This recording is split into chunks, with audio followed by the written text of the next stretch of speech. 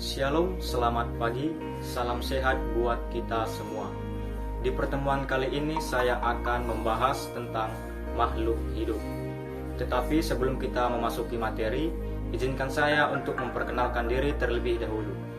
Nama saya Novi Rizky Manik, NPM saya 2109-10015, kelas 1A. Saya dari Fakultas FKIP dan jurusan PGSD. Baiklah, langsung saja kita kepada pokok pembahasan. Makhluk hidup. Makhluk hidup merupakan makhluk hidup ciptaan Tuhan yang sangat sempurna di muka bumi ini, yang memiliki ciri-ciri tersendiri. Makhluk hidup dapat diklasifikasikan ke beberapa kelompok berdasarkan kesamaan cirinya. Apa saja sih yang termasuk makhluk hidup itu? Itu adalah pertanyaan yang sangat bagus.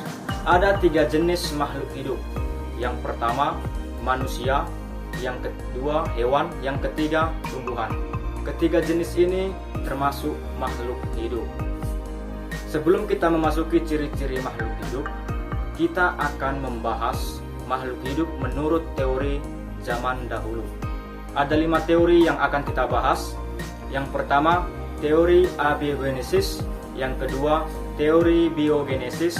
Yang ketiga, teori evolusi kimia. Yang keempat, teori panspermia. Yang kelima, teori penciptaan. Kelima teori ini akan kita bahas satu persatu. Yang pertama, teori abiogenesis.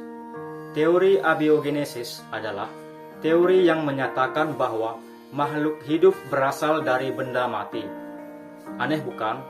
Tetapi begitulah pandangannya di masa lampau. Ini terjadi karena orang-orang pada zaman dulu mendapatkan fakta dari hal yang dilihat saja. Bagaimana orang pada masa itu menganggap ikan dan katak berasal dari lumpur, karena melihat makhluk itu muncul dari lumpur. Yang kedua, teori biogenesis. Teori biogenesis adalah teori asal-usul kehidupan yang menyatakan bahwa makhluk hidup berasal dari makhluk hidup lain.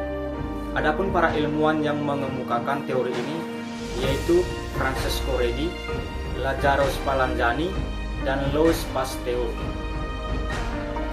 Yang ketiga, teori evolusi kimia. Teori evolusi kimia adalah kondisi bumi yang berkembang sehingga mendukung kehidupan makhluk hidup. Makhluk hidup sederhana di awal kehidupan berasal dari komponen-komponen penyusun kehidupan. Yang keempat, teori panspermia. Teori panspermia bertentangan dengan teori abiogenesis dan mengemukakan bahwa benih kehidupan sudah ada dan tersebar di seluruh jagat raya. Benih kehidupan tersebut berkembang di mana saja yang lingkungannya memungkinkan. Jadi, asal mula kehidupan menurut teori ini bersumber dari benih-benih kehidupan yang ada di luar angkasa. Yang kelima, teori penciptaan. Teori penciptaan ini bersumber dari agama yang kebenarannya tidak untuk dibuktikan secara ilmiah. Karena teori tersebut datang dari Tuhan yang diyakini oleh keimanan dan bukan hasil pemikiran manusia. Ada juga beberapa ilmuwan memilih kembali pada teori penciptaan yang bersumber dari ajaran agama dan Alkitab yang dianutnya. Nah, sekarang kita akan membahas ciri-ciri makhluk hidup. Makhluk hidup memiliki ciri-ciri. Yang pertama, bernafas. Yang kedua, tumbuh kembang. Yang ketiga, berkembang biak. Yang keempat, mengeluarkan zat-zat sisa makanan. Makhluk tak hidup memiliki ciri-ciri kebalikan dari makhluk hidup, yaitu yang pertama, tidak bernafas. Yang kedua, tidak tumbuh kembang. Yang ketiga, tidak berkembang biak. Yang keempat, tidak mengeluarkan zat-zat sisa makanan.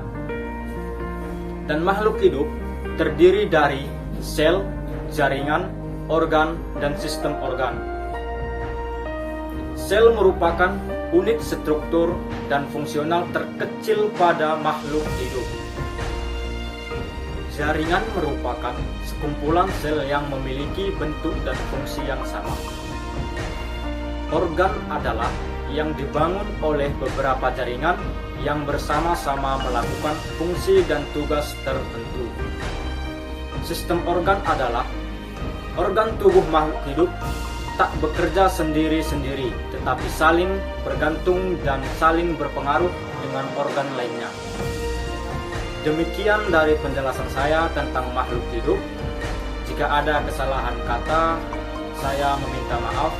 Saya ucapkan terima kasih.